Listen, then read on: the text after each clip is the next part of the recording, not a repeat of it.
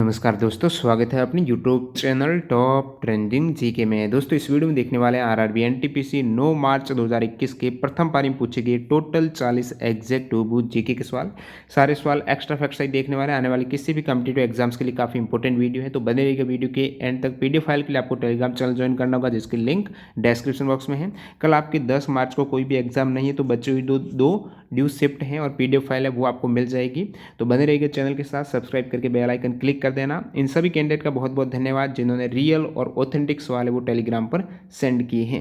सवाल कंटिन्यू करें उससे पहले मैं आपको बता दूं, जिन भी कैंडिडेट का एनटीपीसी का एग्जाम नहीं हुआ या फिर अन्य किसी भी कॉम्पिटिटिव एग्जाम्स की तैयारी कर रहे हैं, central government, SSC, banking, railway हो गया या फिर किसी भी स्टेट की जितनी भी प्रतियोगिता परीक्षा है, उन सभी के लिए टेक्स्ट बुक आपके लिए एक बेहतरीन ऑफर ये लेकर आ रहे हैं। सारे एग्जाम्स की तैयारी आप एक ही पास के अंतर्गत मॉक टेस्ट लगा सकते हो। तो ईयरली यहाँ पर 1 वर्ष की वैलिडिटी मिल रही है। 100+ एग्जाम्स के मॉक टेस्ट अवेलेबल है, जितने भी सेंट्रल और स्टेट गवर्नमेंट एग्जाम है।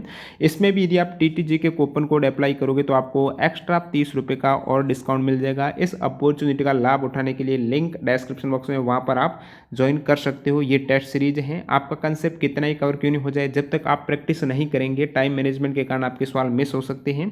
यहाँ पर जैसे कि ग्रुप डी के 170 मॉक टेस्ट मिल रहे हैं, एनटीपीसी के 162 मॉक टेस्ट है, अन्य जितने भी एग्जाम्स है सारे मॉक टेस्ट एक ही पास के अंतर्गत मिल रहे हैं।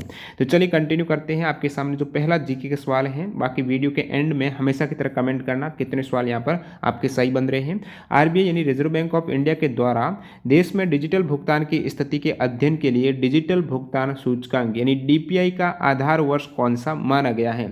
अभी जो भी है वो केसलेस ट्रांजैक्शन बढ़ रहे हैं, डिजिटल भुगतान हो रहा है, तो उसकी स्थिति के अध्ययन के लिए कितना कुछ हो रहा है। तो आरबीआई के द्वारा एक डीपीआई इंडेक्स जारी किया गया है, तो उसका आधार वर्ष कौन सा माना गया है। जब ये इंडेक्स जारी किया गया था उसी को आधार वर्ष माना है। डीपीआई का निर्माण हुआ है मार्च 2018 को, तो 2018 यहाँ पर आधार अवधि के रूप में डीपीआई का हो जाएगा।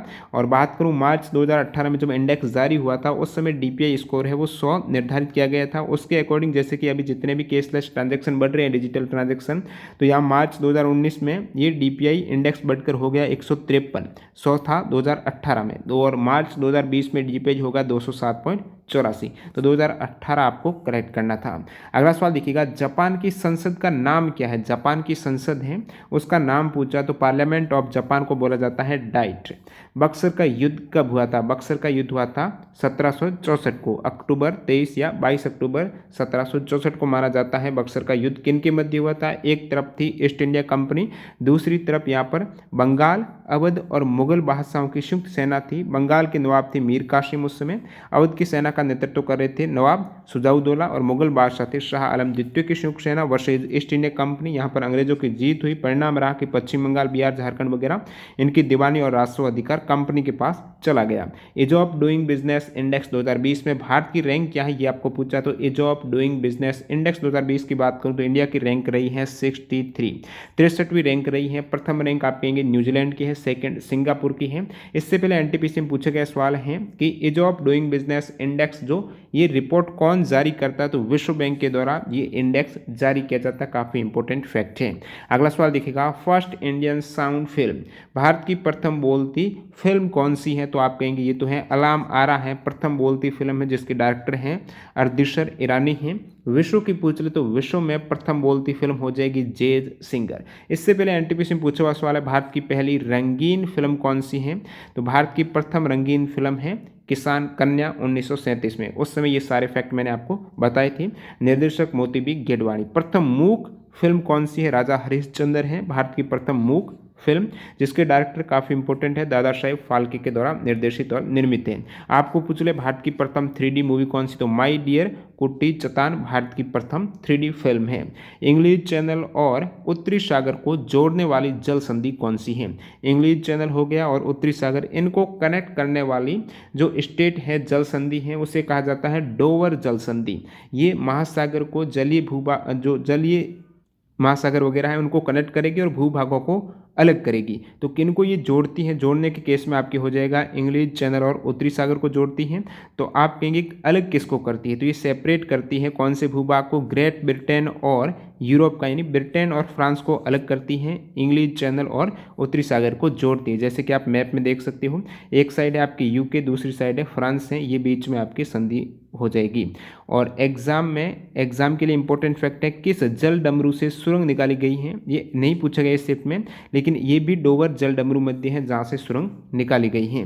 अगला सवाल देखिएगा, टीपू सुल्तान किस राज्य के सुल्तान थे, तो मैसूर हो जाएगा। ऑप्शन में मैसूर नहीं था तो श्रीरंगपट्टनम जो मैसूर की राजधानी थी वो कर सकते थे। तो मैसूर के शासक रहे हैं 1782 से 1799 तक हैं। इन्हें टाइगर ऑफ मैसूर के नाम से भी जाना जाता है। भारत में कृषि उत्पादों के लिए ऑनलाइन ट्रेडिंग प्लेटफॉर्म कौन सा है, तो कृषि उत्पाद को बेचने के लिए, व्यापार के लिए, तो ये हो जाएगा इनाम पोर्टल है। इनाम का मतलब क्या हो जाएगा, नाम हो जाएगा नेशनल एग्रीकल्चरल मार्केट है, जिसकी शुरुआत है इनाम पोर्टल की 2016 में हुई थी। अगला सवाल देखिएगा, कौन सी यूनेस्को विश्व धरोहर साइट नहीं है, ये 4 ऑप्शन दिए गए थे, इनमें से 4 मीनार हैं ये यूनेस्को के विश्व धरोहर स्थल में सम्मिलित नहीं है। 4 मीनार कहाँ पर है, तो ये हैदराबाद तेलंगाना में है, जिसका निर्माण एनटीपीसी में पूछा हुआ है। मोहम्मद कुली कुतुब शाह के द्वारा 1591 में किया गया है। आर्किटेक्ट है इनके मीर मोमिन अस्तरवाड़ी। और बाकी लाल किला, ताजमहल है, एलिफेंटा एलोरा वगैरह, ये सभी यूनेस्को के वर्ल्ड हेरिटेज साइट में सम्मिलित हैं। विश्व की तीसरी सबसे बड़ी नदी कौन सी है, तो प्रथम है नील, दूसरी है अमेजन, तीसरी है यांगजी, और ये चाइना की नदी है जो आपको पूछा गया है। चौथी नदी कौन सी हो जाएगी, मिसिसिपी। अगला सवाल देखिएगा, कर्मकारों के लिए निर्वाह मजदूरी किस अनुच्छेद में उल्लेखित है, तो आर्टिकल 43 में है। इससे पहले एनटीपीसी में आया था आर्टिकल 43 ख का पूछा गया था, जहां पर राज्य सहकारी समितियों के गठन, प्रबंधन और संपादन में अभिवृद्धि करने का प्रयास करेगा। और उसमें मैंने बताया था आर्टिकल 43 है कर्मकारों के लिए निर्वाचन मजदूरी और कुटीर उद्योग को प्रोत्साहन देना। और बाकी यहाँ पर बात करूँ जैसे आर्टिकल 40 की, तो ग्राम पंचायतों का संगठन बहुत बार एनटीपीसी में आ चुका है। आर्टिकल 41 है ये काम, शिक्षा और लोक सहायता पाने का अधिकार है। आर्टिकल 42 है काम की न्याय संगत और मानवोचित दशाओं का प्रसूति सहायता, ये हो जाएगा। आर्टिकल 44 है नागरिकों के लिए एक समान सिविल संहिता। फसल की कटाई का उत्सव कौन सा है, तो एक ऑप्शन था पोंगल, जो करेक्ट हो जाएगा। तमिल हिंदुओं का त्यौहार है, ये फसल की कटाई के दौरान उत्सव रहता है पोंगल, जो कि 14 या 15 जनवरी को रहता है। विश्व जनसंख्या दिवस, वर्ल्ड पॉपुलेशन डे, प्रतिवर्ष कब मनाया जाता है, तो 11 जुलाई को मनाया जाता है जनसंख्या दिवस। अगला सवाल देखिएगा, लॉर्ड डलहौजी ने 1948 में कौन सी नीति अपनाई थी, तो लॉर्ड डलहौजी की राज्य हड़प नीति आपको पता होगा। डॉक्ट्रिन ऑफ लैप्स है, व्यक्तिगत का सिद्धांत भी बोला जाता है। तो ये इन्होंने यहाँ पर 1848 था, ओके। तो उन्होंने 1848 से लेकर 1856 में डॉक्ट्रिन ऑफ लैप्स, व्यक्तिगत का सिद्धांत है। तो ये नाम से स्पष्ट है, राज्य को हड़प लिया जाएगा, जो उत्तराधिकारी नहीं रहेगा। तो पैतृक वारिस के न होने की स्थिति में सर्वोच्च सत्ता कंपनी के द्वारा अपने अधीनस्थ क्षेत्र में कर दिया जाएगा। और व्यक्तिगत सिद्धांत के अनुसार विलय किया गया प्रथम राज्य है सतारा। काफ़ी इंपॉर्टेंट फैक्ट है, एग्जाम में आता रहता है। अगला सवाल देखिएगा, दीन ए इलाही धर्म की स्थापना किसने की थी, सही जवाब 1582 में दीन ए इलाही धर्म की स्थापना की थी सम्राट अकबर के द्वारा फतेहपुर सीकरी आगरा में।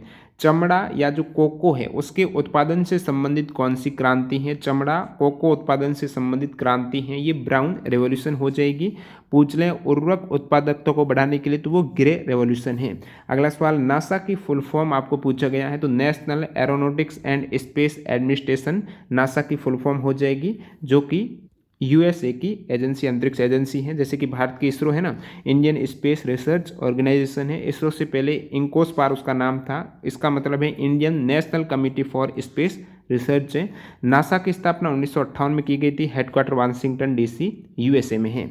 अगला सवाल, कटक से किसका संबंध है, कटक में किनका जन्म हुआ था, कटक से संबंध हो जाएगा एससी बोस, सुभाष चंद्र बोस हैं वो कटक से संबंधित है। कटक कहाँ पर है, ओडिशा में है, इनका जन्म हुआ था 23 जनवरी 1897 को कटक में। नेक्स्ट वन, कौन सा उपकरण यांत्रिक ऊर्जा को विद्युत ऊर्जा में कन्वर्ट करता है, तो यांत्रिक ऊर्जा जो मैकेनिकल एनर्जी को इलेक्ट्रिकल एनर्जी में बदलता है वो डायनेमो, यानी जो जनरेटर हैं, एसी जनरेटर है, ये यांत्रिक को विद्युत में कन्वर्ट करता है। इसका उल्टा क्या होता है, तो इसका उल्टा होता है विद्युत मोटर, जो विद्युत ऊर्जा को यांत्रिक ऊर्जा में कन्वर्ट करती है। एनटीपीसी में पूछा हुआ सवाल है, जनरेटर किस सिद्धांत पर कार्य करता है विद्युत जनरेटर, तो विद्युत जनरेटर है ये माइकल फेराडे की विद्युत चुंबक की प्रेरण के सिद्धांत पर कार्य करता है। अगला सवाल देखिएगा, which type of UV rays cause skin cancer in Australian people, जो ऑस्ट्रेलियाई लोगों में सर्वाधिक स्किन कैंसर होता है तो वो किस प्रकार की कौन सी यूवी रेज से होता है, तो ये हो जाएगा यूवी बी और यूवी ए, ये दो टाइप की रेज होती है, उसमें से यूवी बी किरणों के कारण होता है। कौन सी सदिश राशि नहीं है, ये चार ऑप्शन थे जिसमें एक शक्ति था जो अदिश है।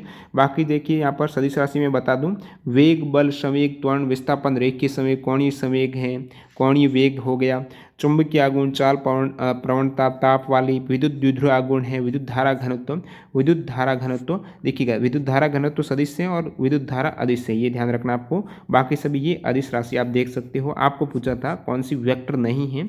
अगला सवाल देखिएगा, भारत में सबसे पुराना तेल कुआं कौन सा है, तो भारत में सबसे पुराना जो तेल कुआं है, तेल शोधन कुआं, वो डिगबोई असम में हो जाएगा। फर्स्ट ये डिगबोई असम में है जो कि 1889 में स्थापित हुआ था, कंप्लीट हुआ था ये 1890 में। और बात करें ओवरऑल अभी भारत में सर्वाधिक जो क्रूड ऑयल का प्रोडक्शन होता है वो किस राज्य में होता है, तो ऑन शोर है वो राजस्थान हो जाएगा, और ऑफ शोर और ऑन शोर दोनों के केस में महाराष्ट्र हो जाएगा जो समुद्र के पास में हो। अगला सवाल देखिएगा, 2019-20 यूईएफए चैंपियन लीग का फाइनल मैच किस शहर में हुआ था, तो 2019-20 यूईएफए देखिएगा 20-21 है, ये पोस्टपोन किया गया है कोविड-19 के कारण। तो 19-20 का जो आपको पूछा गया है यूईएफए जो एक फुटबॉल टूर्नामेंट है, यूईएफए चैंपियन लीग का फाइनल मैच है, ये पूछा गया है, तो करेक्ट आंसर हो जाएगा लिस्बन, पुर्तगाल में हुआ है। चैंपियन रही है बैरन मुनिच है चैंपियन। अगला सवाल देखिएगा यहाँ पर, which sector is the second largest employer after agriculture, यानी भारतीय अर्थव्यवस्था में कृषि के बाद सबसे बड़ा नियोक्ता सेक्टर कौन सा है, तो उसमें हो जाएगा एमएसएमई, यदि ऑप्शन में था तो micro small and medium enterprise हो जाएगा। ये ऑप्शन में नहीं था तो आपको टेक्सटाइल इंडस्ट्री मिला होगा, दोनों में से। भारतीय अर्थव्यवस्था में कृषि क्षेत्र सबसे बड़ा नियोक्ता है। भारत में लगभग 51% श्रम शक्ति का उपयोग है वो कृषि क्षेत्र में। सेकेंड एमएसएमई हो जाएगा। और एग्जाम में पूछा हुआ सवाल है ये तो हो जाएगा लेकिन क्षेत्र के अकॉर्डिंग, सेक्टर के अकॉर्डिंग, लेकिन बात करूं यहाँ पर सबसे बड़ा नियोक्ता की लार्जेस्ट एम्प्लॉयर है वो कौन सा है, तो इंडियन रेलवे के द्वारा सबसे ज़्यादा जॉब सर्जित की गई है। अगला सवाल देखिएगा, कौन सी हाई लेवल लैंग्वेज नहीं है, ये आपको पूछा गया है। तो हाई लेवल नहीं है इसका मतलब लो लेवल लैंग्वेज जो प्रोग्रामिंग भाषा है वो आपको पता होना चाहिए। तो लो लेवल प्रोग्रामिंग लैंग्वेज में एक तो आपके असेंबली लैंग्वेज आती है, मशीनी लैंग्वेज आ जाती है, जिसको अपन नहीं पढ़ सकते हैं, कंप्यूटर पढ़ सकता है लो लेवल को, अपन तो हाई लेवल के आदमी हैं। मतलब जो हाई लेवल लैंग्वेज है, ये जो मैं लिख कर रहा हूँ आप देख रहे हो, ये हाई लेवल है। कंप्यूटर इसको कनेक्ट करता है वापस इनकी मशीनी लैंग्वेज में, तो मशीनी लैंग्वेज हो जाएगी जो हाई लेवल लैंग्वेज नहीं है आपको पूछा है। तो मशीनी लैंग्वेज और असेंबली लैंग्वेज है, ये हाई लेवल लैंग्वेज नहीं है, लो लेवल है। बाकी हाई लेवल में C++, है, जावा है, कोबोल है, फोर्ट्रेन है, पाइथन, स्विफ्ट, ये सभी हाई लेवल लैंग्वेज हो जाएगी। अगला सवाल देखिएगा, सार्वजनिक वितरण प्रणाली जो पब्लिक डिस्ट्रीब्यूशन सिस्टम है वो किससे संबंधित है। ऑप्शन में प्राइस से रिलेट करके दिया गया था, मतलब इसमें जो मूल्य रहता है वो बाजार मूल्य से कम रहता है या ज़्यादा रहता है। सार्वजनिक वितरण प्रणाली में बहुत कम मूल्य पर खाद्यान्न दिया जाता है, तो ये बाजार मूल्य से बहुत कम कीमत पर खाद्यान्न प्रदान करता है। ऑल मैन आर ब्रदर्स पुस्तक के ऑथर कौन है, तो महात्मा गांधी जी हो जाएंगे। अगला सवाल, कवक से कौन सा पादप रोग नहीं होता है, तो कवक के द्वारा कौन सा पादप रोग नहीं होता है। गन्ने का जो लाल सड़न दिया गया था, एक बीजों का अंकुरित नहीं होना, इस प्रकार से रोग था। एक ये सीट्रस कैंकर था, तो इनमें से सीट्रस कैंकर है ये कवक से न होकर जीवाणु बैक्टीरिया से होने वाला रोग है। आपको पूछा था कौन सा कवक से नहीं होता, तो ये ऑप्शन सी उसमें एक करेक्ट हो जाएगा। तो ये सीट्रस कैंकर है जो बैक्टीरिया नाम है सिंथोमोनस एक्सोनोपोडिस के कारण होने वाली बीमारी है। अगला सवाल देखिएगा, बाकी जो कवक जनित प्रमुख रोग है पौधों में होने वाले, ये आलू का वाट रोग हो गया, आलू का उत्तर भावी अंगमारी रोग है, बाजरा का ग्रीन एयर रोग है, गन्ने का लाल सड़न, ये सभी फंगी कवक के कारण होते हैं। अगला सवाल देखिएगा, प्रकाश संश्लेषण में सबसे ज़्यादा प्रभावी रंग कौन सा होता है। फोटो सिंथेसिस में सबसे ज़्यादा इफेक्टिव जो प्रभावी रंग रहता है वो रेड लाइट हो जाएगी, और इसका जो रेट ऑफ फोटो सिंथेसिस में हाइयर रहती है, सबसे अधिक दर है वो इसी रेड लाइट की रहती है। और बात करें एब्सॉर्प्शन के अकॉर्डिंग हाइयर है वो ब्लू लाइट है, लेकिन आपको जो रेड के अकॉर्डिंग पूछा है तो रेड लाइट हो जाएगी। और हरे प्रकाश बहुत बार पूछा जाता है, प्रकाश संश्लेषण में सबसे कम प्रभावी रंग है वो हरा रंग हो जाएगा। अगला सवाल देखिएगा, एक्सरे की खोज W. रोंटगन ने की थी 1895 में। फिर एक पूछा गया है इंसॉल्वेंसी एंड बैंक्रप्टी कोड है, जो दिवालिया वाला अधिनियम है, वो कब पारित हुआ है? तो ये 28 मई 2016 को पारित हुआ है, डेट सहित उसमें ऑप्शन दिए गए थे। तो अधिनियम है, देखिए ऑप्शन तो डेट सही थे लेकिन 2017-16 इस प्रकार भी थे। तो 2016 यदि आपको पता था आप कर सकते थे। लास्ट में जो राष्ट्रपति ने पास किया 28 मई 2016 को किया है। तो ये जो आपको पूछा है इंसॉल्वेंसी एंड बैंक्रप्टी कोड अधिनियम है, एक्ट है, वो कब पारित हुआ है? तो 28 मई 2016 को हुए हैं। लोकसभा में 5 मई को हुआ था, राज्यसभा में 11 मई को। अगला सवाल देखिएगा, national heritage animal of India यानी भारत का राष्ट्रीय धरोहर पशु कौन सा है? तो वो एलिफेंट है, जिसको 2010 में घोषित किया गया था भारत का राष्ट्रीय धरोहर पशु। एलिफेंट जो एशियन एलिफेंट है, इसका साइंटिफिक नेम क्या हो जाएगा? एल्फाज मैक्सिमस हो जाएगा। वर्ल्ड एलिफेंट डे मनाया जाता है 12 अगस्त को। नेक्स्ट वन देखिएगा, ब्रेग्जिट जनमत संग्रह कब हुआ था? ब्रेग्जिट का मतलब क्या हो जाएगा? यूरोपीय संघ से बाहर निकलने की प्रक्रिया है, जैसे कि यूके लेफ्ट हुआ है 31 जनवरी 2020 को, यूरोपियन यूनियन से यूके अलग हो गया है, बाहर हो गए हैं। तो इस प्रक्रिया को ब्रेग्जिट बोला जाता है। एनटीपीसी में आ चुका है कि ब्रेग्जिट का क्या मतलब है। तो यूरोपीय संघ से बाहर निकलने की प्रक्रिया। आज पूछा गया है ब्रेग्जिट जनमत संग्रह कब हुआ था? तो 23 जून 2016 को जनमत संग्रह हुआ था ब्रिटेन में। यहाँ पर ब्रिटेन के 51.89% यानी जनता के द्वारा वोट की गई है, जनमत किया गया है। तो लोगों ने ब्रिटेन के यूरोपीय संघ से अलग होने के पक्ष में वोट दिया है। तो मैक्सिमम लोगों ने पक्ष में वोट दिया है अलग होने के लिए। और फाइनली यहाँ पर जनवरी 2020 को लेफ्ट हो गया यूके यूरोपियन यूनियन से। और अभी फिलहाल यूरोपियन संघ में टोटल 27 देश हैं। अगला सवाल देखिएगा, यहाँ पर पूछा गया है महान्यायवादी के संबंध में कौन सा कथन सत्य नहीं है? तो अटॉर्नी जनरल ऑफ इंडिया के रिगार्डिंग कौन सा स्टेटमेंट सही नहीं है? ऑप्शन देखिएगा, मंत्रिमंडल का सदस्य नहीं होता है, तो ये कैबिनेट का सदस्य नहीं होता है, बिल्कुल सत्य दे रखा नहीं होते ये। तो संसद कार्यवाही में भाग ले सकते हैं, तो भाग लेते हैं महान्यायवादी। संसद में मतदान का अधिकार होता है, ये नहीं होता है, उनके पास मतदान का कोई अधिकार नहीं होता है अटॉर्नी जनरल ऑफ इंडिया में। तो ये गलत स्टेटमेंट दे रखा था। और यहाँ पर मैं बात करूँ महान्यायवादी के बारे में कुछ इंपॉर्टेंट फैक्ट की, तो भारतीय सुप्रीम कोर्ट में सरकार का प्रमुख वकील होता है, यानी प्रमुख सलाहकार होता है, सरकार को सलाह देने का कार्य। नियुक्ति है वो राष्ट्रपति के द्वारा की जाती है। महान्यायवादी की नियुक्ति राष्ट्रपति के द्वारा आर्टिकल 76 के अनुसार की जाती है। योग्यता एग्जाम में पूछा हुआ एनटीपीसी में, तो जो व्यक्ति सुप्रीम कोर्ट का न्यायाधीश बनने की योग्यता रखते हैं तो वो महान्यायवादी के पद पर नियुक्त किए जा सकते हैं राष्ट्रपति के द्वारा। और बाकी यहाँ पर 15वें वर्तमान में अटॉर्नी जनरल है, वो 15वें जनरल हैं। वो कौन से हैं, उनका नाम क्या है? तो ये के वेणुगोपाल 2017 से कंटिन्यू है। और यहाँ पर अगला सवाल पूछा गया है, बुक्का राय फर्स्ट किस वंश के शासक थे? तो बुक्का राय फर्स्ट है, ये संगम डायनेस्टी हो जाएगी, जो विजयनगर साम्राज्य हैं इनके शासक हैं, संगम डायनेस्टी के। और बहुत बार पूछा जाता है विजयनगर साम्राज्य के संस्थापक कौन है? तो हरियर और बुक्का दो भाई थे। तो हरियर फर्स्ट और बुक्का राय फर्स्ट हैं। इन्होंने 1336 में विजयनगर साम्राज्य की स्थापना की थी और उनका वंश आपको पूछा गया है। बाकी यहाँ पर ये देख सकते हो, इससे पहले भी एनटीपीसी में तुल्लव डायनेस्टी के एक शासक का आया था, ये वीरा नरसिम्हा राय का आया था। किस वंश के हैं? तो तुल्लव वंश के थे। संगम डायनेस्टी के हरियर बुक्का हैं, विरूपक्ष राय हैं, देव राय हैं, रामचंद्र राय हैं, वीरा विजय बुक्का राय हैं, प्रध्व राय हैं, ये सभी संगम के हैं, तुल्लव के हैं, सुल्लव के हैं। तो ये सभी आपको पता होना चाहिए, आने वाले सेट में ये सभी इंपॉर्टेंट हो जाते हैं। पता है कि कौन से शासक किस वंश के हैं। और एक अरबीडू डायनेस्टी भी है, इनके भी शासक आप देख सकते हो। अगला सवाल देखिएगा, एक टीबी में कितने जीबी होते हैं? तो 1 टेराबाइट बराबर आपको पूछा जीबी, तो 1.24 गीगाबाइट हो जाएगा। जीएसटी कहाँ पर लगता है? जीएसटी के बारे में इस टाइप से स्टेटमेंट दिए गए थे, गंतव्य स्थान पर जहाँ पर वस्तुओं की खरीद होती है, मतलब कस्टमर जो कंज्यूमर हैं, जो शॉप वगैरह से यहाँ से भी वस्तुएं खरीदते हैं, क्या उनके द्वारा जीएसटी पे किया जाता है? जहाँ पर वस्तुओं का उत्पादन होता है, मैन्युफैक्चरर का दिया गया ऑप्शन में, तो यहाँ पर सही हो सकता है कंज्यूमर हैं जो उपभोग कर रहे हैं, गंतव्य स्थान पर जहाँ पर वस्तुएं खरीदी जाती हैं, ऑप्शन ए करेक्ट हो सकता है। कंप्यूटर डाटा प्रोसेसिंग में क्या नहीं होता है? डाटा मैनेजमेंट था, डाटा मैनुपुलेशन था, डाटा स्टोरेज है, तो डाटा मैनेजमेंट होता है शायद, डाटा मैनुपुलेशन भी। और क्या ऑप्शन था? चौथा ऑप्शन नहीं मिला है। डाटा मैनुपुलेशन का मतलब सही एडजस्ट करना है डाटा को ताकि आसानी से रीड कर सके। कौन सा सैटेलाइट मिशन 3rd स्टेज में फेल असफल हो गया? तो ये इसरो का यदि भारत का पूछा गया है तो सभी ऑप्शन नहीं मिले। बाकी एक SLV-3 मिशन है, 4 स्टेज थे जिसमें से ये तीसरे स्टेज में फेल हो गया था, जो कि भारत का फर्स्ट एक्सपेरिमेंटल फ्लाइट था। और ये 10 अगस्त 19 1979 को लॉन्च किया गया था और बाद में ये तीसरे स्टेज में फेल हो गया था। हो सकता है यही ऑप्शन था, तो आप कमेंट बॉक्स में बताना। अंतिम सवाल देखिएगा, किस योजना या पोर्टल से कृषि, ऊर्जा, स्वास्थ्य, पोषण को प्राप्त करने का लक्ष्य है? तो एग्जैक्ट पूरा लैंग्वेज नहीं मिला है, ऑप्शन इस टाइप से था, पोषण अभियान, उन्नति और क्या थी। तो ये 2 सवाल में थोड़ा डाउट है, बाकी लगभग सारे सवाल कवर हो गए हैं और ये सवाल पूछे गए लेकिन एग्जैक्ट लैंग्वेज नहीं मिल पाई। वेन डायग्राम एक पूछा था, भारत हरियाणा अम्बाला है तो अंदर ही अंदर हो जाएगा, भारत के अंदर हरियाणा के अंदर अम्बाला।